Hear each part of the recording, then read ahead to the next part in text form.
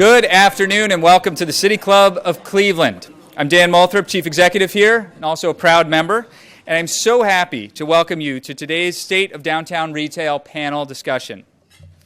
May Company, Hallie's, Sterling Lindner, Higbee's. It may be hard to imagine now, but at the turn of the 20th century, Lower Euclid Avenue in downtown Cleveland ranked among the largest retail districts in the United States.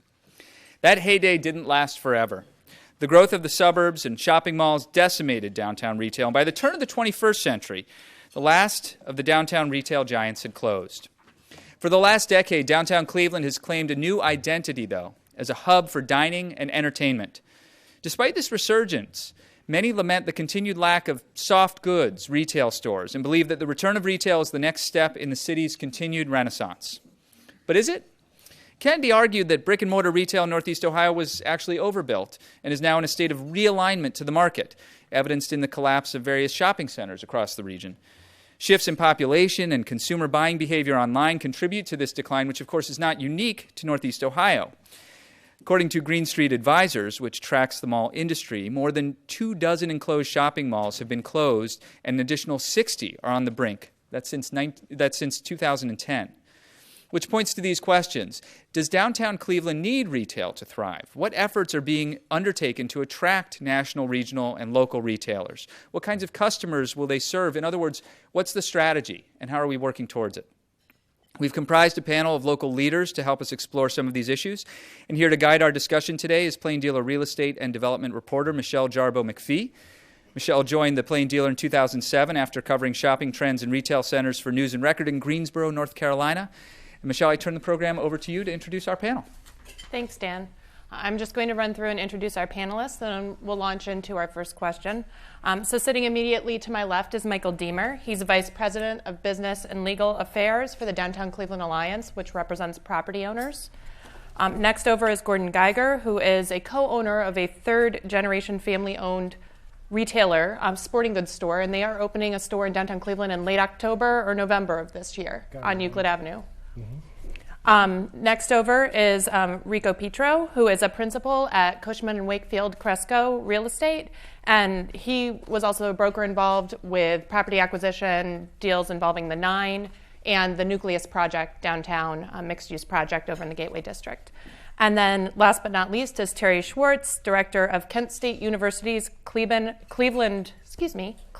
Urban Design Collaborative, which is the outreach arm of the College of Architecture. Gordon, I'm going to throw the first question out to you since you are walking the walk, a retailer who is moving downtown. Can you talk a little bit about the trends and the data you looked at in making a decision to open a downtown store? You bet. We, if anybody knows our business and knows that we're in Lakewood, been there for 82 years. We've had a store in Chagrin Falls now 10 years. We don't move to grow fast, and so it took us a long time to figure this out. But anecdotally, we had been following the trends downtown, seeing the population growth. We were looking to expand somewhere. Have looked east, looked further west from Lakewood. I'm downtown. My wife and I, Susan and I, are in the Cleveland Orchestra Pops Chorus, which practices at Cleveland State, and so we come down every Monday night and we see the action, the activity, and we finally decided, after talking to some of our friends, Michael and city people, Ryan Manthe was very involved, and doing a lot of other homework, that we thought it was the right time to expand, and we're really thrilled to be part of it.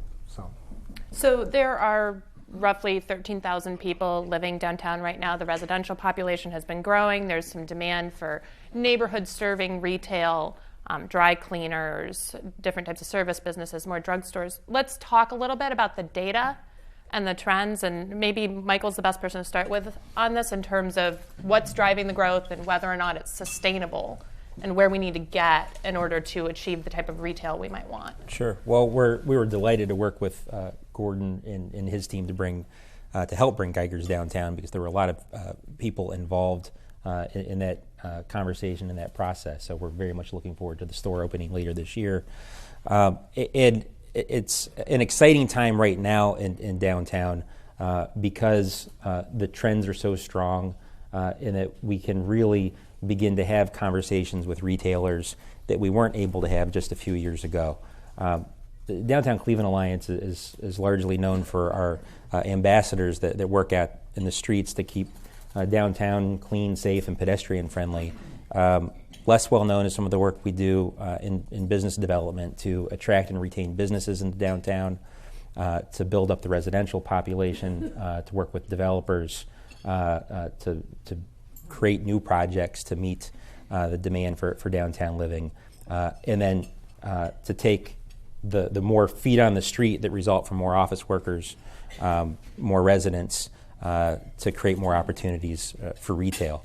And 5 years ago, we were really focused on building up the office market, bringing more businesses in, keeping up with the residential demand, and those continue to be things that we work every day on. But now, with a population that's 13,000 people and rising, retailers like Geiger's are beginning to pay more attention to what's going on downtown.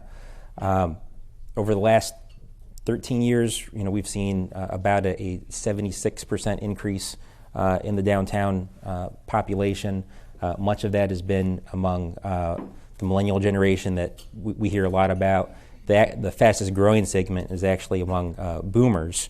We're seeing more residents with higher educational attainment moving into downtown, stronger household incomes, and again, all those things are attracting the attention of retailers.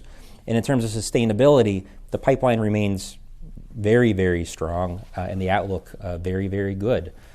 We've added over the last couple of years probably about 1,200 units of housing. We've remained at 95% occupancy or higher for most of that period of time in the office market. So again, as soon as new housing becomes available, it's filling up. That's music to the ears of retailers.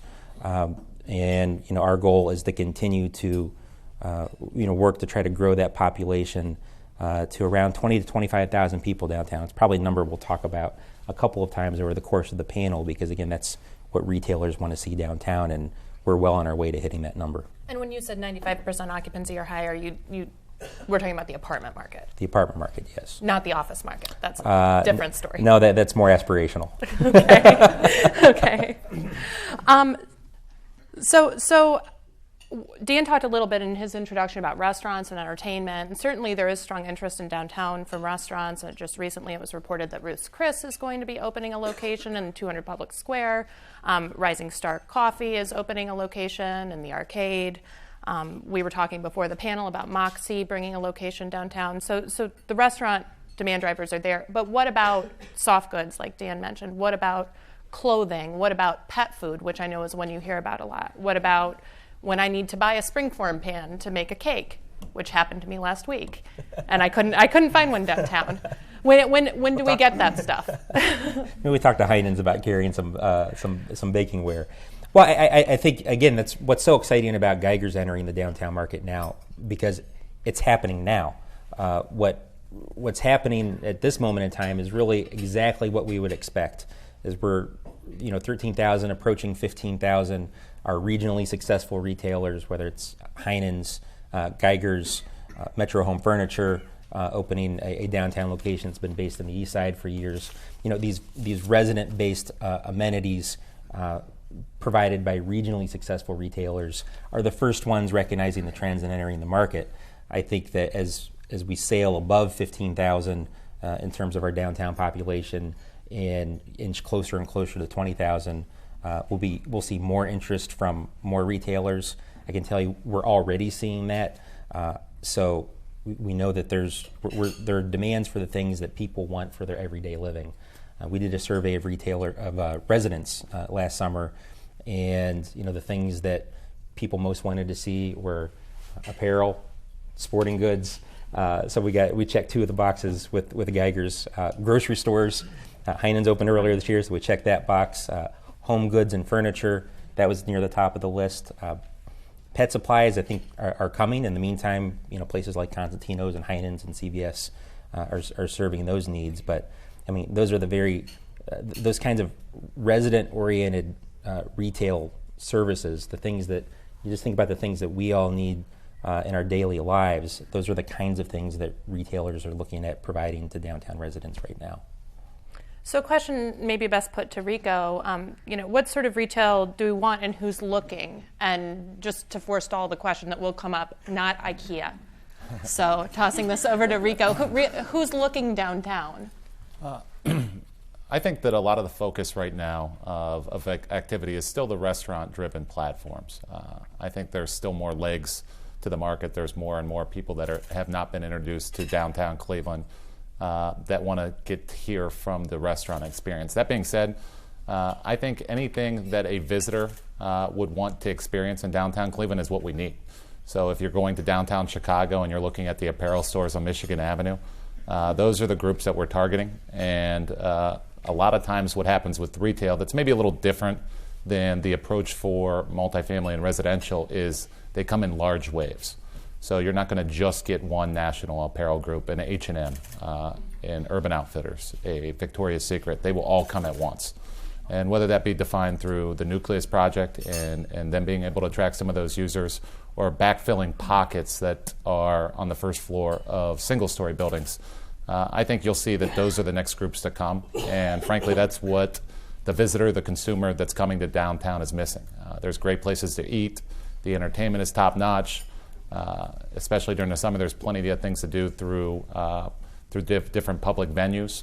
But really, the shopping piece is the final piece to really round out the visitor experience in downtown.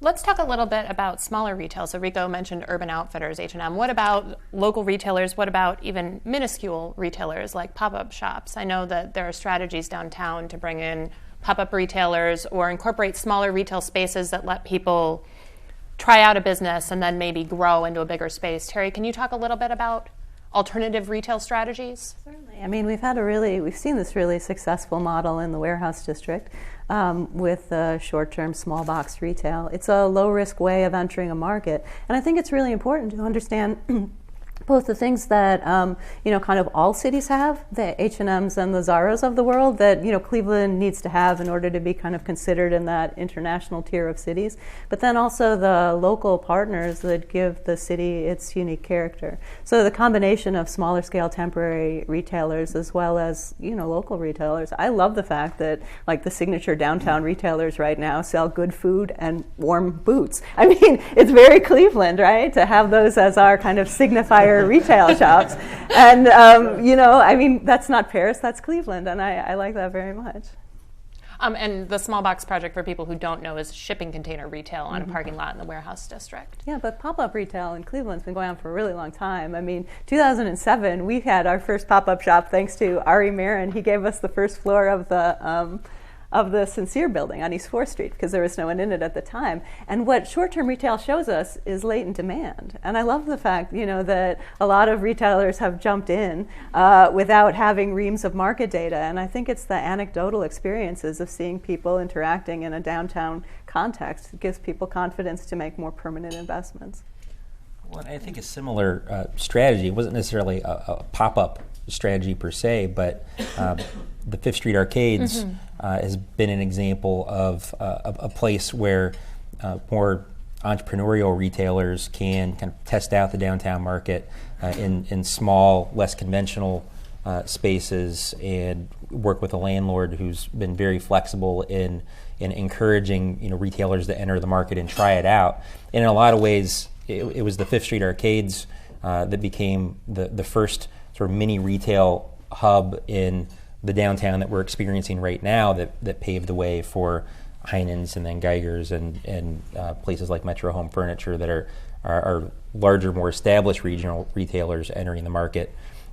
It was the entrepreneurs and startups that really led the way in having a place like the Fifth Street Arcades provide the sort of flexible opportunities to encourage smaller retailers to enter the market. Small box is another great example of that. has been really key to where retail is headed downtown. But when you mention the Fifth Street Arcades, you're talking about a property where the landlord had flexibility to offer free rent, reduced rent that steps up over time, a degree of flexibility that not every property owner has or wants to have. So what about the economics of retail downtown? How do you work with property owners who are looking to turn a profit and try to get innovative retail concepts into what are in some cases difficult spaces? Well, I'll take a first shot at it and invite some of my fellow panelists to chime in. I think that, again, having a place like Fifth Street next to East 4th Street and the whole restaurant and entertainment district that we have there to build a hub of critical mass to sort of retrain people that there is a place to come downtown for retail was a critical step. And then working with developers who are doing larger mixed-use projects and utilizing a variety of private and public tools to assist with the financing that can help, mitigate some of the costs with repurposing some of these older spaces. And obviously, the crown jewel example of that is Heinen's at East 9th and Euclid and the old Cleveland Trust Rotunda. If that had not been part of a larger mixed-use project, with tax credits and other incentives. that probably doesn't happen. And if Heinen's doesn't happen, I'm not sure that Geiger's happens next door. So I think the fact that we have a number of these larger projects taking place that have the opportunity to incorporate retail, that is making it easier. And again, the growing residential population, having a strong market there is also helping the economics of the deal and raise confidence among investors and financiers. Gordon, were the economics of the deal downtown different for you than they were out in the suburbs? Maybe a little bit better, but just the overall assistance that these guys were able to give us was significant, but not in a dollar amount. You don't have free rent. We do not have free rent. We do not. Yeah. I think, just maybe to elaborate on that, Michelle, what I've seen with downtown retailers are that you really have a true partnership. So your owners, your tenants, your occupiers, and the city kind of engines, economic development, are all really kind of working and rowing in the same direction. So everybody's on board. So they're not saying this should work, they're saying this has to work. We need to set a precedence for the national groups to come enjoy what we have going on here in Cleveland. And I think the synergy and the fact that everybody's working together is really the unique component that you see here in downtown that you may not see in a suburban market, whether that's in Northeast Ohio or anywhere else out of town. When I'm looking at suburban shopping malls, like Dan mentioned in the introduction to this program, and the struggles of suburban retail and traditional shopping, one thing that I hear property owners and developers say is you need to create an experience. It's more than shopping and going to a store and transacting. You can do that on Amazon. Retail has to be experiential. You have to have other values to going to a brick and mortar store. So when we're talking about downtown, how can downtown be different than a suburban shopping environment? If everybody's trying to create an experience, what's our unique value proposition? You want to take that one, Terry? Yeah, sure. I mean, it depends on the experience that we're trying to create. But I think, in Dan's introduction, he talked about what Cleveland was like at its heyday, where there were so many department stores and retail uses. If you look at pictures from that time, it's a seamless urban experience that goes from Playhouse Square to Public Square. And we don't have that anymore. There's a lot of holes, in the urban fabric. And so figuring out how to recreate that sense of connectivity. It's not going to be suburban in the sense that a suburban development like Crocker Park or another lifestyle center is all controlled by the same company that can create that continuous, safe experience, where here there's going to be surprises, and that's, I think, part of what Cleveland has to offer. We just have to make sure that the surprises that scare tourists and suburbanites are things that we resolve sooner rather than later, so that people come down and have a really good experience and tell more people, which brings more people downtown. What about some of our existing retail assets? I mean, you mentioned panelists have mentioned potential new construction like Nucleus, but we have existing retail properties that are struggling. I think the biggest elephant in the room is the mall at Tower City. Rico, can you talk a little bit, since you're not necessarily attached to that property in any way, can you speculate freely on what might make sense there? Sure. The avenue at Tower City has a lot of unique attributes that make it a great location for retailers, either national retailers or local retailers. I think right now the market with that amount of space is driven to some type of entertainment experience. You're connected to the casino, you're connected to the RTA systems, and you have a large epicenter of office workers that are in that general area. So I would assume that it's going to be a blend of additional restaurants or entertainment-oriented retailers, and maybe sprinkle in some small and mid-box style retail spaces. I'd love to still see on the Ontario frontage the original vision for Tower City, which was a department store anchor there. I think the original plan was for Nordstrom's to go there. Dreaming, that's what I'd love to see as the permanent anchor for that location. And I think the flexibility of that building is still in place, that you could have that type of anchor end up at that location. Oh, sure. You've got transit in the basement, and right. You've got an enclosed space. I mean, I know that a lot of shopping malls have become, kind of outdated, but we have to remember that, even on beautiful days like today, we can feel the winter coming. And, the asset of Towers... I'm sorry. To the idea that we should embrace the winter, however, and assets like the arcade in Tower City are resources that can bring shoppers and people downtown all through the year. Well, and as I recall before our discussion, you actually mentioned having an affinity for Tower City, not thinking it was that bad. Tower City has occupied, you go to some shopping malls and it's just vacant storefront after vacant storefront. Tower City is full of businesses, and I think that sometimes people look at that and go, well, they're not businesses for me, but they're businesses for someone. Mm-hmm. My daughter loves that dollar store because it's just so huge and so interesting. I guess I'm a little bit more, kind of open-minded about what retail can look like in an urban context, because we are a very diverse city. Income ranges all across the board, and so finding ways to have retail opportunities for a lot of different populations mark up a good city. I think we apologize a lot for suburban malls being closed in Northeast Ohio, but we also need to remember that they were invented here, so we have plenty of them because of that. A couple of your comments have pointed to the challenge and the opportunity in unique spaces. We talked a little bit about Heinen's, and Heinen's going into the former bank rotunda and part of the neighboring building, and that is an unusual space for a grocery store, which makes it very appealing, but it was a tough space to fill. We have a lot of spaces like that downtown. The magnificent bank lobby at the former Huntington building on East 9th Street, or the bank lobby at the Garfield building, or even the arcade, where I know that Skyline International out of Canada is trying to bring in some more local retailers to repopulate small spaces. How do we deal with those unique spaces that we have in Cleveland? And for retailers, what are the challenges in going into those spaces? Well, I think you've identified challenges and opportunities, because going back to your previous question of what differentiates downtown in terms of providing a different experience, the unique architecture, the connectedness of all the different storefronts we have. They're all a little bit different. It is a real experience to walk from Public Square to Playhouse Square along Euclid Avenue and see different architecture, and peek down the street and see East 4th, and peek inside the arcade and see some of the most grand architecture that the country has to offer. But the challenges are real. These are in a lot of cases spaces that were not intended to be retail, that require significant cost to renovate and adapt to modern uses.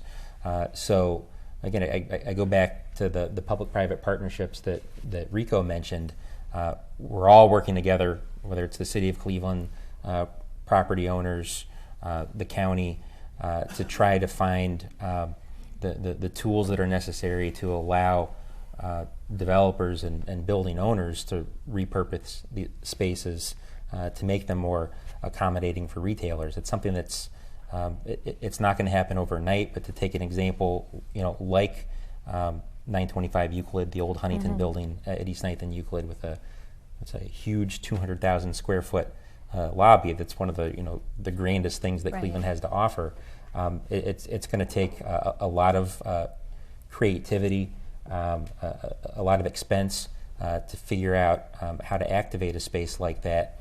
The good news is that there was a new owner of the building that has an amazing $280 million project attached to it that will be housing commercial and some retail to address some of the retail needs that we're talking about today, but also, again, to create more feet on the street with more residents, more commercial, to support that retail, to support Geigers across the street and others. If I could just jump in and quickly Sure. say that we also have the asset of really excellent design firms here in Cleveland. I'd be remiss not to say that. I mean, Heinen's is a really strange grocery store. It doesn't flow like any normal grocery store, but it works, and we all kind of roll with it. And that, in a large part, is due to John Williams, who did a really fantastic job, kind of laying out that store so that even though it doesn't feel familiar to us like a grocery store, we still understand how to navigate it, and you can get your groceries and get out. So I think that we should tap into that expertise to find a way to reclaim a lot of these buildings. It's not that hard. It's just design. That was a marriage between a willing retailer and an architect and a developer with some subsidies involved. I mean, does every space, how much do you force the market? Does every space work? Yeah. Even our space that we're renovating right now, we're trying to keep some of the elements of the old Ivory building was the Truman building. Right. And to Michael's point, I think it's more of an opportunity for the right retailer, the right merchant, whatever, to embrace the architecture and somehow figure it out. And there's programs to do that. So, and design people. What's the balance between looking toward new construction versus trying to repopulate empty spaces? Rico, can you talk a little bit about that in terms of trying to create a vital downtown from a real estate perspective? Well, you're always chasing returns for developers. When you're taking a look at new construction versus a lot of the projects that are getting done today, most of the larger scale projects are tax credit oriented projects, which means there's some layer of a subsidy to get it off the ground. I think we're getting close to the point where new construction is going to be real options in Cleveland. We've talked about a 95% occupied residential market. That's about as high as it gets. I mean, that extra 5% is 30 days for somebody to move out and somebody else to move in. Someone mentioned the office market. We're in the mid-teens as far as occupancy. When you get down to... As far as vacancy? As far as vacancy, excuse me. Just so that nobody had a heart attack. But when you get somewhere between 14 to 10% vacant is when you see new buildings going up. And we're really kind of pressing in that direction. And I think there'll be soon some large-scale announcements. Big occupiers cannot find space. Space that's been absorbed by buildings pivoting to residential have created new opportunities for potential new construction. And whether that's the vertical nature of having a company take floors 2 through 30 and opening up new construction opportunities for first floors, or what it is, it's coming. And I think the unique spaces that are still out there, the character, I think, as everybody had mentioned, supplements the experience, and I think you either do it and you get it, or you're going to miss the opportunities. And I think that's the unique vision that's here in Cleveland now, that we're not begging people to take spaces, we're selecting what occupiers we want to work with, which is cool. So anybody interesting looking in the market right now? Can anybody spill the beans on potential tenants out there? No responses. Nothing. I tried. That was a good try. We're going to move on to the Q&A. Today, we're enjoying a panel discussion on the state of downtown retail, featuring Michael Deemer, Vice President of Business and Legal Affairs at Downtown Cleveland Alliance, Gordon Geiger, co-owner of Geiger's, which is opening a store downtown Cleveland this fall, Rico Pietro, principal at Cresco Real Estate, and Terry Schwarz, director of Kent State Urban Design University's Cleveland Urban Design Collaborative. Our moderator is Plain Dealer Real Estate and Development reporter Michelle Jarboe McFee. Should I be are you a media group or Plain Dealer? The Plain Dealer. The Plain Dealer. Thank you. Sorry. Just wanted to make sure. Okay. We encourage you to organize questions for our speakers now and remind you that your questions should be brief and to the point. If you're joining us via our live broadcast on WCPN or our webcast at cityclub.org and would like to tweet a question, please do so. You can tweet it at the City Club, and we'll do our best to work it in. We welcome all of you here and those joining us via our radio broadcast and our web stream or our television broadcast later this weekend, provided by our primary media partner, 90.3 WCPN, WVIZ PBS, 104.9 WCLV Idea Stream, or one of the many radio stations across the region and country that carry City Club programs. Television, radio, and web production and distribution is made possible by Cleveland State University and PNC. Be sure to join us next Friday, August 28th, as we welcome Arun Gandhi, co-founder of the M.K. Gandhi Institute of Nonviolence, for a conversation on nonviolence and transformation. For more information about our upcoming and past forums, please visit us online. We're at cityclub.org. Today's panel conversation is part of the City Club Downtown Dialogue Series, sponsored by Thompson Hine. We thank you very much for your support. Additionally, we also welcome guests at the table hosted by the Downtown Cleveland Alliance. Thank you very much for your support. And now it's time to return to our panel for our traditional City Club Q&A. We welcome questions from everyone, including guests. Holding our microphones today are Content Associate Teddy Eisenberg and Director of Programming Stephanie Jansky. Do we have our first question, please? One big difference between shopping in the suburbs and shopping downtown, at least one that comes to mind that hasn't been addressed, is the abundance of nearby free parking at suburban areas, at the malls, at the shopping centers. It's different downtown, and how does a retailer approach this difference? I'm thinking of buying a bunch of parcels and having to carry them back to the office. What is the retailer's solution to this, and what are your concerns? Up here. Yeah, Gordon, how are you dealing with parking? Well, we're not basing our success model on people driving from Lakewood to our store in downtown Cleveland. The density of the residents and the business climate as far as the office worker that we think is our customer. That and the hotel visitor as well. So parking is a challenge at our Lakewood store. Parking is a challenge at our Chagrin Falls store. If you want to have a fun experience in downtown or at either of other stores, you just make it work. So, Michael, can you talk a little bit about parking? Sure. I think we didn't address it directly, but it's sort of implicit in the focus on the residential population that downtown retailers tend to expect that most of their business is going to come from the residents and visitors staying in hotels.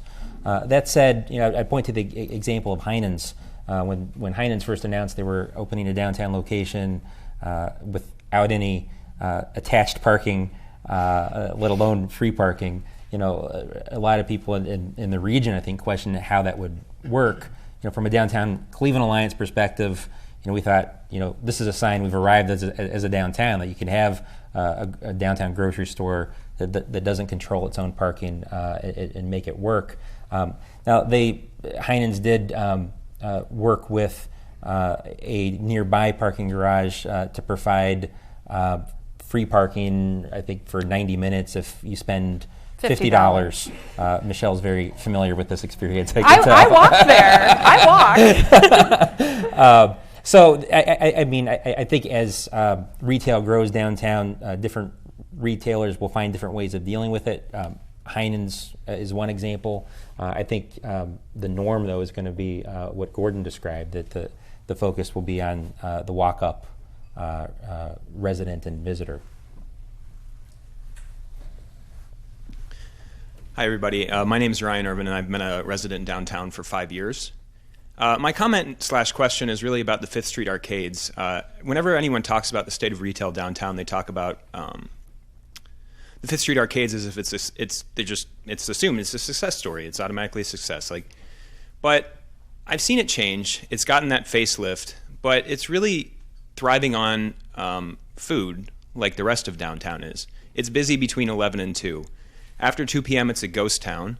The vendors, you have sort of the same problem you have at the West Side Market, where the vendors sometimes show up when they feel like it. And it hasn't shown us anything other than that food can be successful in that space, and that street side businesses can be very successful in that space. So when we talk about it as being a success, what do we really mean? I'll jump in since we work very closely with the Fifth Street Arcades on leasing the building and tenant outreach. Success looks like a couple of different things. I mean, one, when it became the Fifth Street Arcades and Cumberland Development took over as the landlord, I think it was about 60% vacant.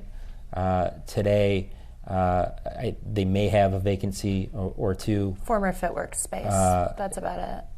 Yeah, I think it's one space. I think that's vacant. I think another sign of health there is that when something closes, it's immediately occupied by something else. And I would push back a little bit on the notion that it's entirely supported by food. I mean, we work, for example, with a Bright Green gift shop that has organic, home goods and gifts. There are a number of art galleries. There are places there's a place that sells tennis shoes and T-shirts and other apparel. So I actually think it's become a place where different kinds of retailers can test the market and see what there's demand for, what's going to be successful, what residents like you are going to end up supporting. And it is a process. Cleveland's downtown retail scene didn't become the way it is today overnight, and it's not going to change overnight either. But I think, the little steps in the right direction, particularly in the coffee shop and some of the more successful businesses in the Fifth Street Arcade, really lay the groundwork so that when businesses do leave, the ones that come in seem to be stronger. So if we can be, a little patient, look out for a couple of years, I would imagine that place will look more successful. Michael and Gordon mentioned this, but I'm going to give it to Rico, this question. We have, you mentioned the visitor can drive what downtown retail we might attract. We have 8 hotels that soon will exist on Euclid Avenue from Public Square to East 12th Street. Candidly, all of them historic, by the way, conversions. But what retail opportunity might that drive to that street by having that level of visitor concentration? Thanks, Tom.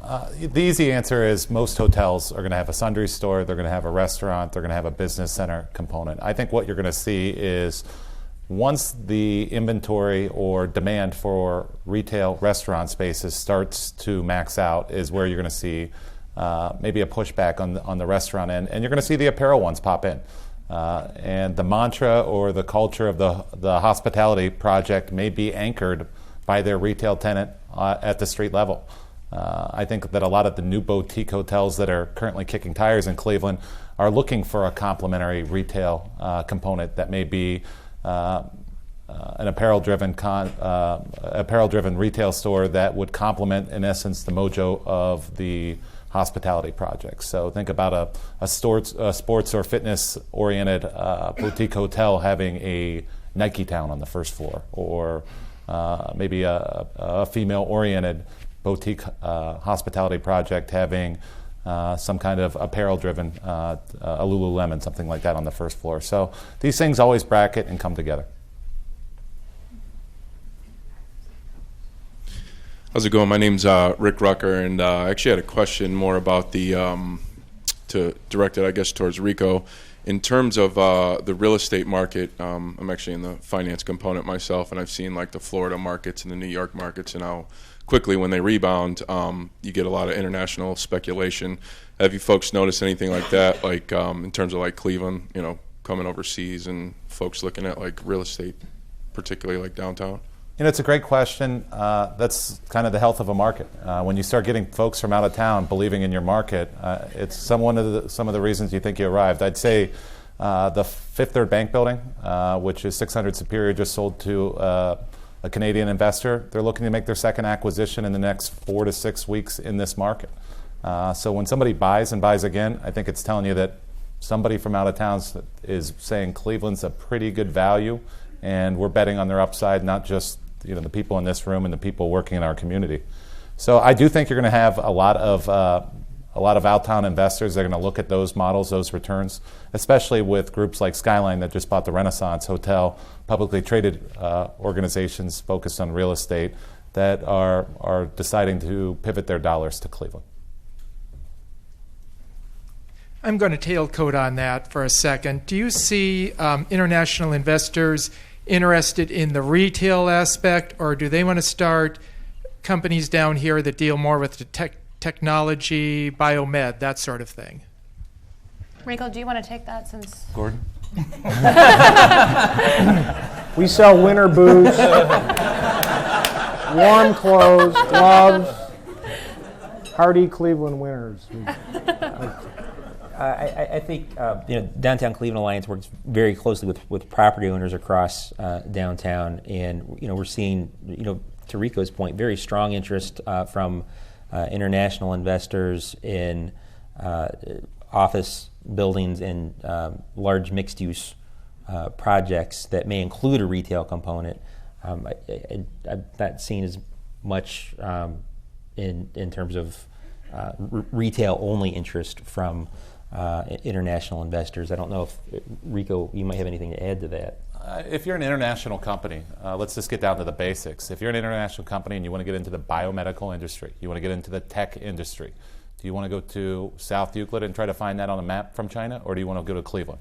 I mean, one's a very easy putt to sell, and it's downtown Cleveland, especially with EB5 programs and other things where people are pitching our community to those connections through nation building or whatever they want to call their connection to sell the Cleveland experience and where we're going.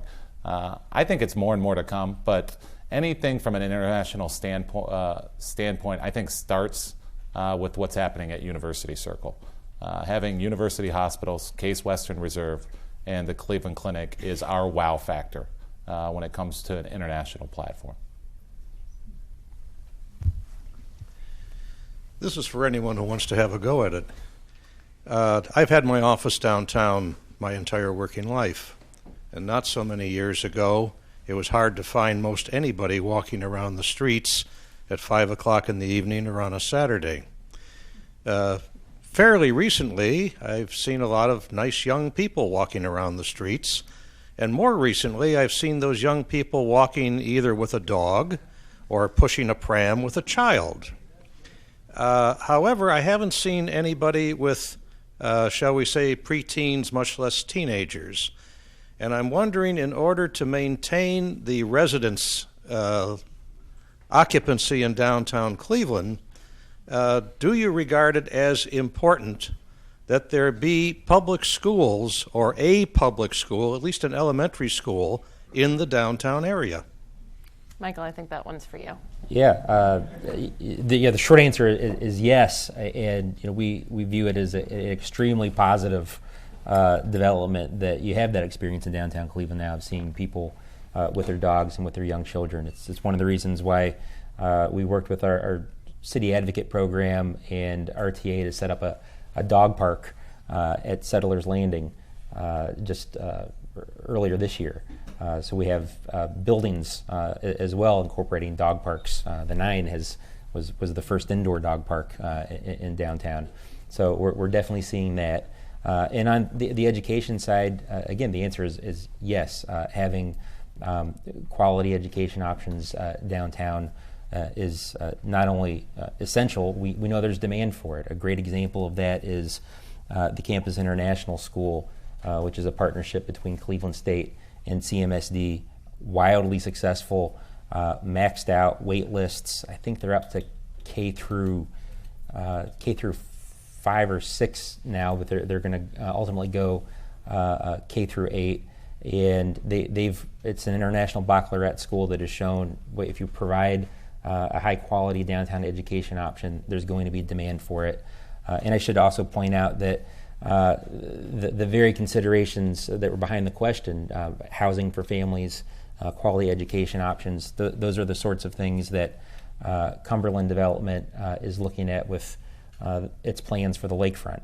The vision for lakefront development is really to build a community that will be geared towards families, that will have housing available for families, that will include a strong pre-K through at least elementary school education option that will become a feeder for another quality education option that exists downtown, the MC² school, their 9th grade class meets at the Great Lakes Science Center. Again, the short answer is yes. The longer answer, there's a lot of things taking place to try to step in and meet that demand that we know is there. Hi. Throughout the afternoon, we've talked about various areas where there are already exciting things going on with regards to retail and are kind of pockets of great potential. Do you think we need, in order to be competitive on a national stage, and do you envision a primary shopping district in the city? And if so, where would that be? East 9th and Euclid. Totally not self-serving. Rico, Was do that you to want? me? I'm sorry. Rico, since you're dealing with property owners, do you want to address that? Look, or should we toss that over to Terry? I'd probably pass it over to Terry. I mean, I think anything downtown, at least if somebody gives me a call, I'm selling downtown Cleveland.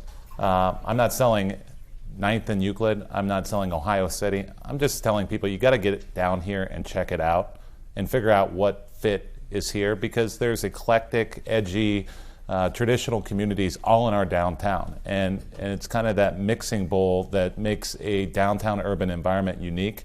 And I just think it's based on what their prerogative it is and what they want to accomplish with their downtown space.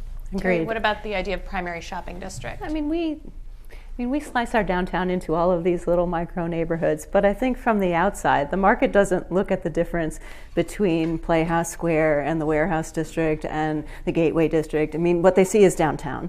And so the fact that there are clusters of retail happening in conjunction with housing and hotels in a bunch of different places, I think is fine. We just have to get past the point where we're thinking that one cluster is always competing against another, so that as the Warehouse District gains strength, well, then the flats died. And okay, now East 4th Street is working, so we're worried about the Warehouse District. It comes down to connectivity. If we have a lot of small clusters that each have a distinctive experience and have enough critical mass that it feels like there's something there, as long as we link them, either with good streetscapes, or I'm a big fan of the green trolleys. I ride them everywhere because what city has free transportation like that? So if we link, kind of the infrastructure with these clusters, I think that we can have this distributed retail district, and it'd have to be really unique for Cleveland. Is there an argument for creating the one big cluster, kind of speaking to her question of like a particular type of retailer or a group of types of retailers? I mean, the only thing we have really is Tower City as a big downtown mall sitting on top of a transit station. And so if that development was really firing on all cylinders with the casino next to it, it does create that kind of really core place with all of the little satellites that spin around it. I do believe the easiest sell right now is the Gateway District. Obviously, you have a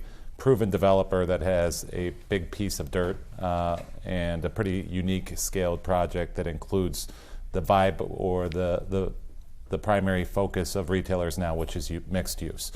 I think that's the easiest. You're talking about the nucleus project. Correct. Yeah, and really anything that surrounds those properties. I think that's really, the national retailers have been put on notice that something's going to pop in that general area. And when you have LeBron James and an event almost every day of the year between baseball, basketball, concerts in that general area, there's a great, great story to tell with that many visitors hitting that pocket within our community. Yeah, I will say we've long regarded Euclid Avenue as sort of the premier retail opportunity downtown. But to Rico's point, 5-10 years ago, nobody was even thinking about something like Nucleus. So we're still talking about the same general vicinity. I think we've always been drawn to the idea of having pockets as well as a strong connecting retail environment along Euclid, and hopefully that's the way it'll play out. Rico, I wanted to talk to you, or get back to you about the comment about the urban context downtown, and Michael, the population 13,000, 15,000 going to 2025. We haven't really touched on the for sale residential downtown. I think that's really important. I want to get you guys' thoughts as to how essential that is as we go to the 25,000 population. You want to go first? Sure. I think that if you could finance a condo project easily, there would be 5 of them going up right now. I think as soon as the lenders catch up with the potential demand, it'll happen. People will move here, people will grow roots, and you'll see more of the teenagers living here. The apartment experience is great for millennials. It's fantastic for empty nesters, but somebody that's 35 years old, getting ready to start a family, doesn't think about renting an apartment as the first step to growing roots. So I think that that's the next piece, and it's a great question to complement where we are going with apparel-driven retail to downtown, but it's coming. I think a lot of the apartments that currently have come on board, the 1,200 or so units have been financed through tax credits, and there's a box-out period of 5 years. So in 5 years, those apartments today, the 9 project, the Schofield project, they could be condo units that you could purchase. But there is let's say a lockout period because of the financing vehicles. And just to reiterate, I think the answer is yes, it is very important to the long-term sustainability of everything we're talking about today with regard to downtown. And historically, we've not had a big condo market downtown. We probably have about 6,000 market rate apartments. We have just shy of 900 for sale units. So again, we think the market's there. We think, to Rico's point, it's a matter of sort of persuading investors in the financial services community that it's a good, safe bet to make. And we think it's coming. We're trying to do everything we can to accelerate it. Well, and the Nucleus project, if I recall, does include a few upper-level possible condos if the market permits on top of the apartment. So it's not like nobody's looking at it. No, that would be a natural place to do it. I think there are a number of folks in the community looking at it, and I think it is a matter of time within the next couple of years before we begin to see a few of them happen. And as soon as I think the first 1 or 2 are successful, that'll sort of prove the market. I know it's a one-time event, but to what extent do you think the convention coming next year has an impact on decision-making of some of these prospective retailers?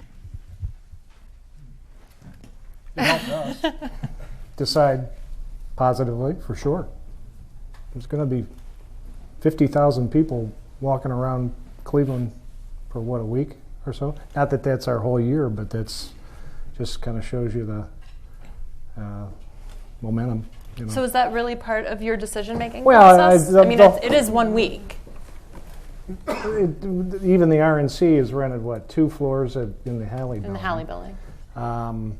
Not that they're going to be frequent customers, but again, it comes back to traffic and the need, and hopefully the products that we can satisfy those needs with. So all of that is part of, I think, some people's decision making, and for us, it was part of it. A factor. Yeah. I think our sense from talking to cities that have hosted conventions in the past, we talked to Charlotte and Tampa and Minneapolis and Denver. It's hard for anyone in those cities to draw a direct causal connection between the convention happened and then this retailer showed up or this business showed up. But they've all said that it changed the way that their cities were perceived by businesses and site selectors, that very clearly they were getting looks and opportunities that were happening at least because of the media visibility that was attached to being a convention city. So we're hoping for the same kind of opportunity here. Rico, does the convention come up at all when you're talking to potential tenants? All the time.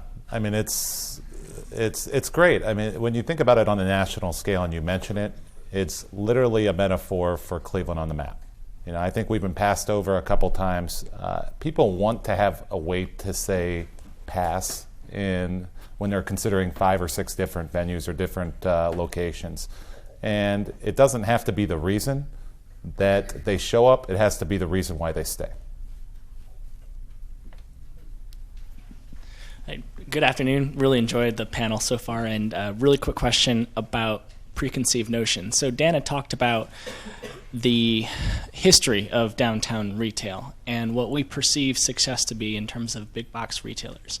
So my question for anyone on the panel is, how much are perceptions of the state of downtown retail rooted in history of what downtown retail has been versus the success stories of what downtown retail is today?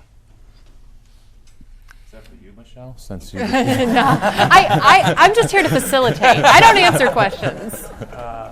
I think it's a little bit, there's a little bit of a generational divide in terms of how the history of downtown retail relates to how success is perceived today. I mean, a lot of us have memories, whether we grew up in Cleveland or not, of going to the downtown department stores. I mean, I know even in Mansfield, Ohio, they still had downtown department stores when I was in junior high school. I mean, it was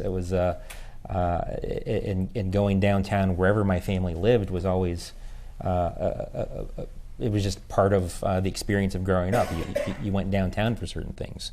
That's changed everywhere. I mean, we don't really do that anymore as a society. We shop closer to home. That was one trend. Now we buy more stuff online. That's another trend. So again, I go back to the people that are living downtown, who've made that commitment and investment, are really what's driving retail. We get the gentleman that asked the question earlier about the Fifth Street arcades. I mean, that's the perspective that's most important to us. You know, what's the downtown resident perceiving about what's going on with retail? And I guarantee you, they're not thinking of the history. They're thinking of, I'm living downtown and I've got daily needs to meet. Where can I do it?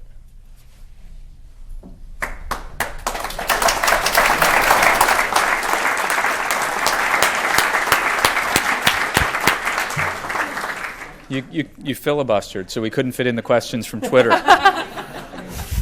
Today we've been enjoying a City Club panel discussion on the state of downtown retail. We thank you very much, panelists. Thank our moderator, Michelle Jarboe McFee from The Plain Dealer. Thank you, ladies and gentlemen, for joining us, both here and online and on the air. Our forum is now adjourned.